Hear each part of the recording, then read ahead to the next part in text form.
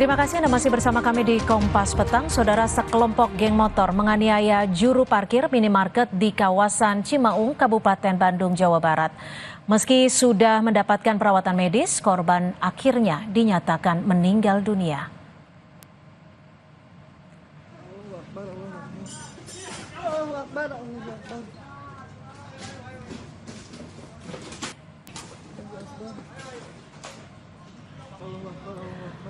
Penganiayaan terjadi di sebuah minimarket di kawasan Cimaung, Kabupaten Bandung pada Minggu malam. Korban yang terkapar langsung dilarikan ke rumah sakit untuk mendapatkan perawatan medis. Namun naas, korban dinyatakan meninggal dunia. Selang 3 jam, polisi berhasil menangkap 1 pelaku. Sementara pelaku lainnya masih diburu.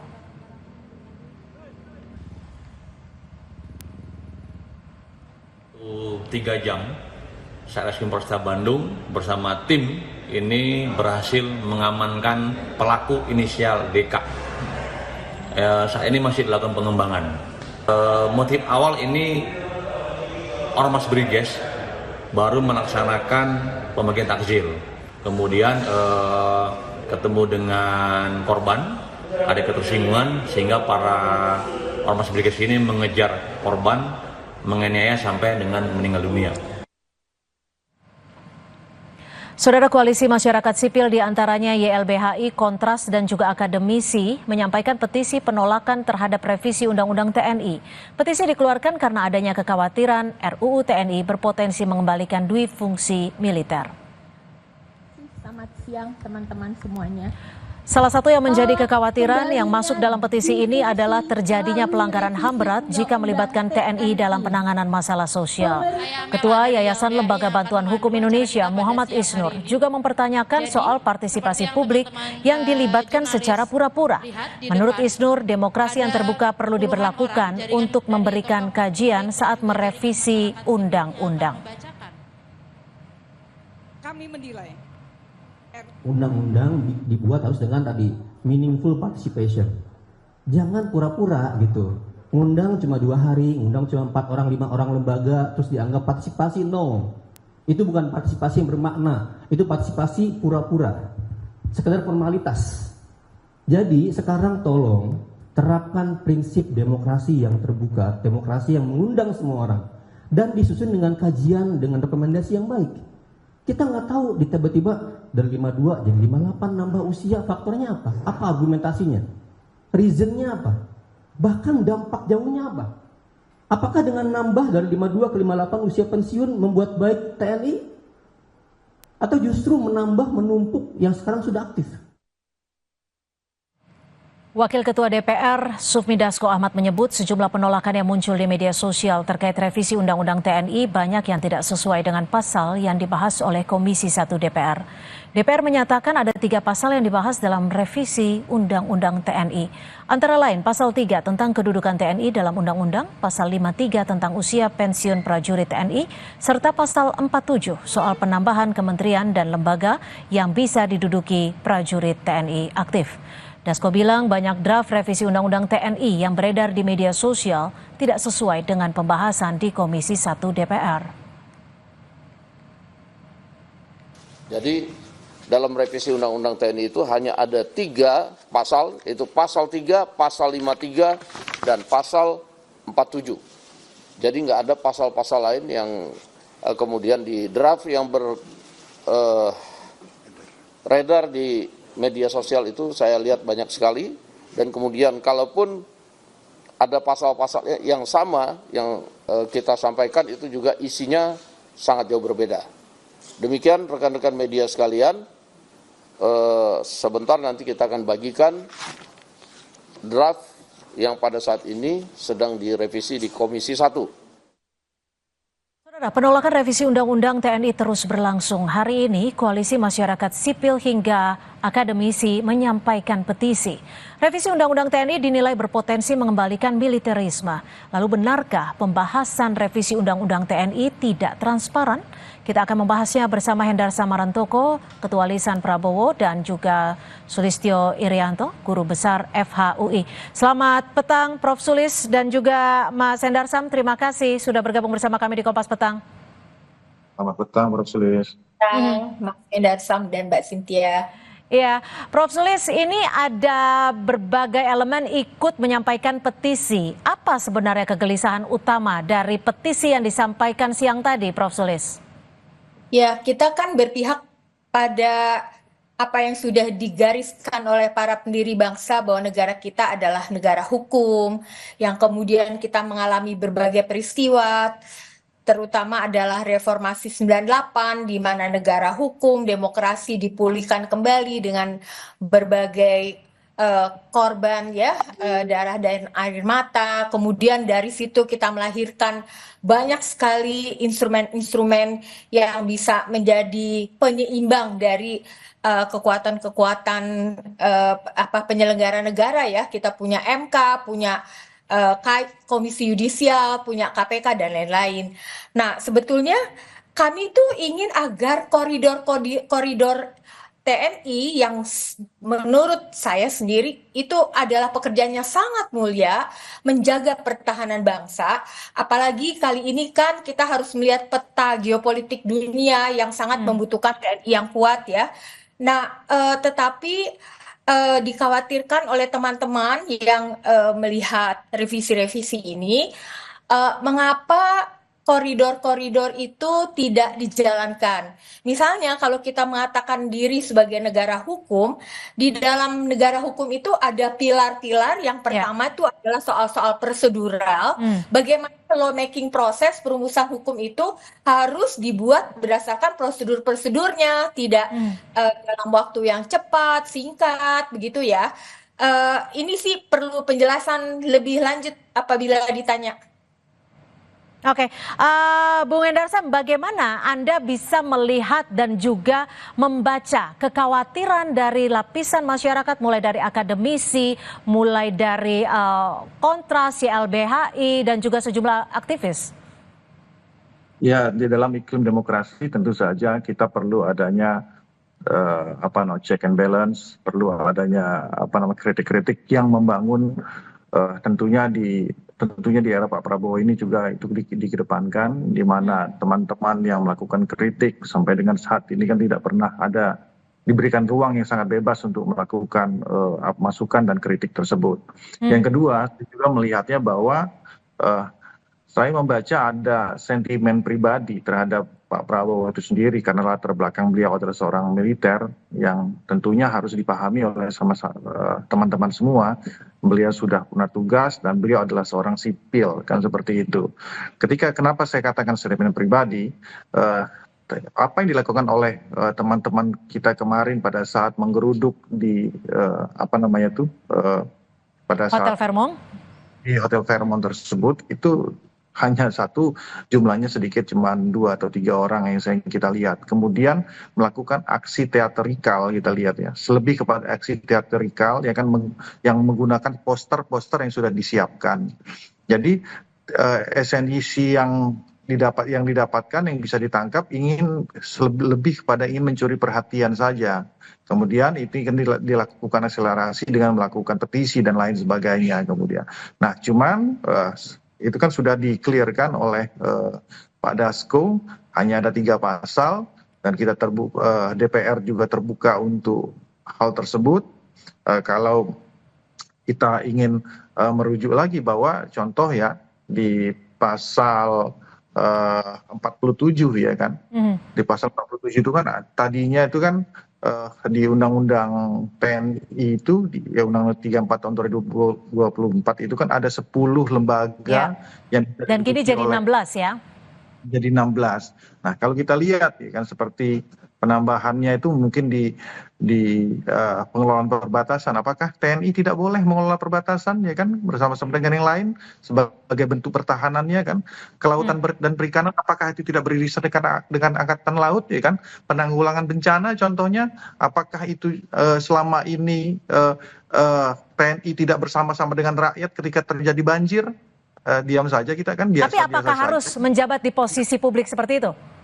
Ya, sebenarnya kan ini hanya untuk melegitimasi bahwa itu perlu dilakukan. Saya ambil lagi di kejaksaan, contohnya ini ada jaksa agung militer di sana yang tentunya itu orang militer, begitu juga di Mahkamah Agung ya kan ada pidana militernya juga. Nah, hal-hal ini yang harus dilihat secara jernih. Oke, Juga kami tangkap. melihatnya ini berkelingkan dan bergumul menjadi satu semuanya. Prof. Sulis, Anda setuju jika disebut bahwa ini hanyalah sentimen pribadi dan apa yang dilakukan oleh teman-teman Kontras pada Sabtu kemarin ini hanya untuk mencuri perhatian? Anda setuju dengan itu? Sama sekali tidak ya. Tadi saya mendengar kawan-kawan hanya Kontras yang kelihatan, tapi sebenarnya Kontras itu mewakili banyak sekali organisasi masyarakat sipil ya. Dan kemudian juga kita melihat bahwa yang tadi disampaikan oleh Pak Hendarsam memang sudah terjadi dan undang-undangnya belum ada, sudah dilakukan bagaimana penempatan teman-teman TNI itu di posisi-posisi sipil, lalu jadi undang dibuat seperti untuk melegalisasi saja. Jadi kan misalnya kejaksaan ya, itu kan lembaga penegakan hukum. Sedangkan TNI, Mahkamah Agung juga lembaga penegakan hukum. Itu kan apakah bukan kita meragukan kemampuannya, tetapi koridor-koridornya nggak tepat. Sementara TNI itu banyak sekali yang harus diurus ya, soal-soal pertahanan negara, soal-soal bagaimana kita bisa tetap eksis sebagai bangsa yang bersama dengan bangsa lain itu duduk dan berdiri sama tegaknya gitu ya. Nah, itu banyak sekali kesejahteraan TNI macam-macam. Itu banyak sekali yang harus diurus gitu daripada membuat perumusan hukum yang sangat itu prosedurnya sama sekali tidak sejalan dengan apa yang diinginkan oleh teori-teori negara hukum di dalam lawmaking proses. Itu sih. Bung Hendarsam, jika disebut bahwa ini sebenarnya koridornya tidak tepat, banyak yang bisa dilakukan oleh Tentara Nasional Indonesia di koridor kemiliteran, seperti yang disebutkan oleh Prof. Sulis tadi. Bagaimana Anda melihat ini? Nah, saya bahas dulu ya kan. Undang-undang TNI ini terkait ini kan dibuat di tahun 2004, artinya sudah 20 tahun. Jadi kemudian ini teman-teman dari Kontras ya, teman-teman dari yang lain-lain ini nggak pernah tuh mempermasalahkan 10 penempatan TNI aktif di. Jadi ketika tidak pernah dipermasalahkan ditambah lebih dari 50% begitu? Enggak, masalahnya bukan gitu. Tidak pernah dipermasalahkan tentang masalah itu kan gitu kan. Enggak pernah ada suaranya dari kawan-kawan ini terkait dengan masalah 10 lembaga yang bisa diduduki oleh TNI aktif. Tidak pernah ada masalah. Ketika Pak Prabowo menjabat, baru itu semua dipermasalahkan. Itu yang saya kutip dan saya tegaskan, ada sentimen pribadi di situ. Ya kan, perluasannya pun itu kan tidak jauh dari apa yang sudah ada di dalam undang-undang tersebut. Ya kan gitu. Kalau kita bicara lawmaking proses dan lain sebagainya, ini bisa kita bisa berdebat sehari semalam tentang masalah itu. Tapi salah satu yang menjadi kekhawatiran dari teman-teman aktivis adalah diaktifkannya kembali dui fungsi militer. Cindy, ya kan, saya ini sudah berapa kali ikut masalah, saya sudah dengar langsung dari teman-teman dari bahkan dari teman-teman dari PDI Perjuangan dan lain sebagainya. Saya banyak sekali mendapat masukan tentang masalah itu, ya kan, bahwa nggak sama dulu dan sekarang itu sangat jauh berbeda dan tidak apple to apple. Bagaimana dulu kalau kita bicara dui fungsi TNI itu ditetapkan oleh TAP MPR, ya kan, bahwa memang fungsi dui fungsi ABRI itu atau TNI sekarang itu mempunyai fungsi yang jelas, bukan hanya fungsi militer dan adalah fungsi sosial, ya kan. Kemudian juga memang itu ada penunjukan langsung kepala daerah, ya kan, penunjukan langsung di luar tempat. Sekarang kan nggak ada seperti itu. Jadi nggak sangat jauh sekali. Ini kutub utara dan selatan kalau kita jadi. Tapi kan kita bisa tarik kemudian kenapa ini dijadikan isu, ya kan, ingin menjadikan sentimen publik ketika dilakukan dengan aksi teatrikal, ya kan, dengan poster yang sudah disiapkan, ya, yang kemudian menggeruduk ke ke Hotel Fairmont itu kan kita juga ya aktivis tahu lah yang gitu ya kan. Nah, hal-hal seperti ini yang kalau mau diskusi, ayo semua diskusi. Oke, Itu udah diskusi. saya coba ke Apakah Prof. sama Sulis. atau tidak dengan apa namanya itu dengan di fungsi ABRI zaman dahulu yang Orde Oke. Baru gitu loh. Prof. Sulis, dari teman-teman aktivis juga sempat menyebutkan bahwa minimnya pelibatan dari masyarakat, dari publik. Transparansi juga minim, apalagi rapat dilakukan di hotel pada akhir pekan. Apa yang bisa dilihat dari Prof. Sulis di sini? Apa sebenarnya yang dimaksudkan? Dan juga ada teror ya kalau disebut dari teman-teman Kontras? Ya, sebetulnya yang diinginkan mereka adalah ikut dilibatkan organisasi-organisasi masyarakat yang terutama fokus-fokusnya itu pada soal-soal demokrasi dan pertahanan ya. Tetapi itu kan tidak. Jadi seolah-olah seperti diam-diam lalu diketahui kemudian Kontras mewakili banyak organisasi lain gitu kan, nggak mungkin di hotel yang sebegitu orang banyak akan datang gitu ya. Juga tidak tepat mengatakan bahwa kita tidak mempermasalahkan itu karena aksi Kamisan Ibu Sumarsi itu sudah 500 kali lebih ya di depan istana, itu semua mempersoalkan gitu. Ya, tapi kan masalah gini Prof, masalah saya itu yang saya tanyakan, Undang-Undang TNI tahun 2004 itu udah 20 tahun Prof, ya, terkait dengan masalah jabatan-jabatan di lembaga dan kementerian, ya kan, di 10 itu nggak pernah selama ini dipermasalahkan Prof. Ya kan? SBY masalahkan loh. Ya, Pak tapi nggak pernah sampai sekarang itu kan tidak continue sampai 20 tahun tuh kita nggak dengar masalah itu. Tahu Pak Prabowo ketika menjabat ini tahu-tahu langsung ada seperti ini kan gitu. Kita pada menyayangkan itu. Masalah personal, ini masalah kita mendudukan. Maksud saya, kita jangan taruh ini ke masalah personal gitu loh.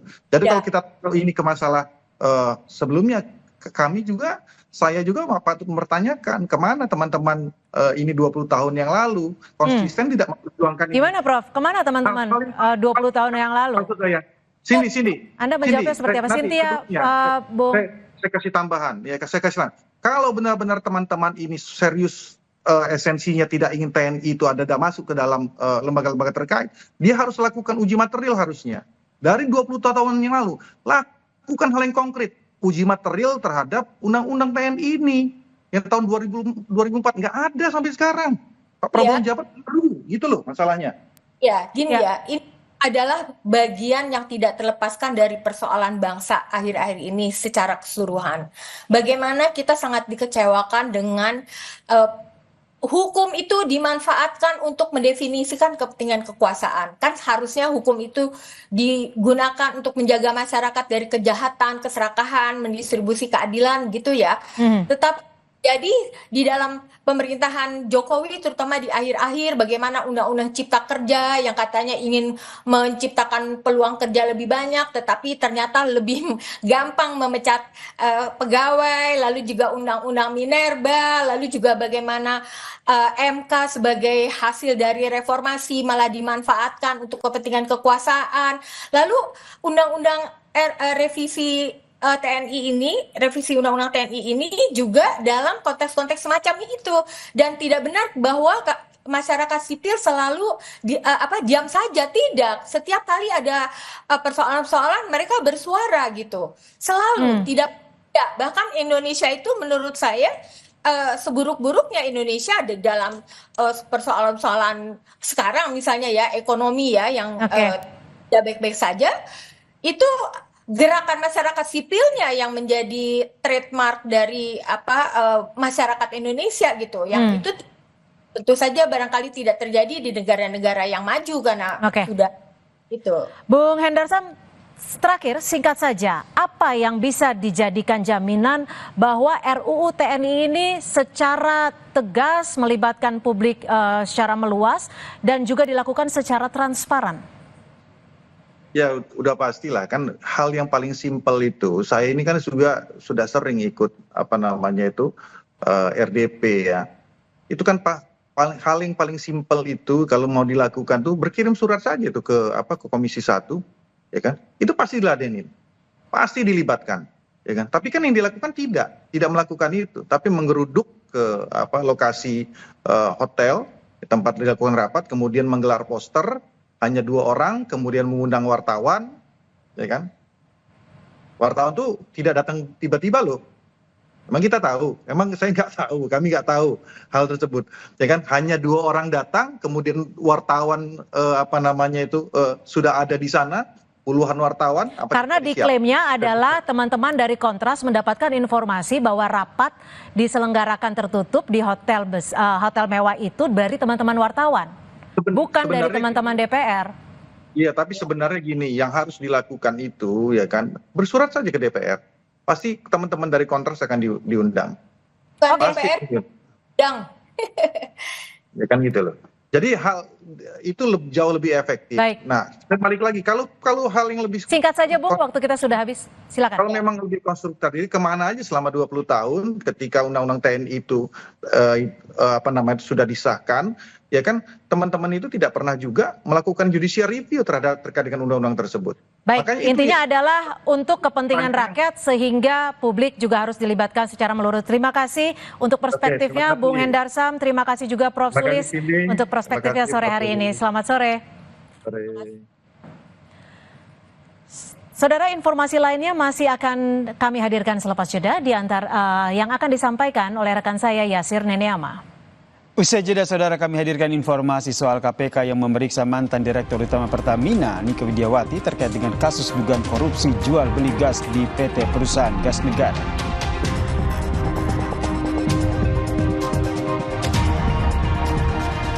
Punggawa Timnas Indonesia dan pemain tuan rumah Australia yang merumput di Eropa juga telah tiba di Sydney, saudara. Laga kandang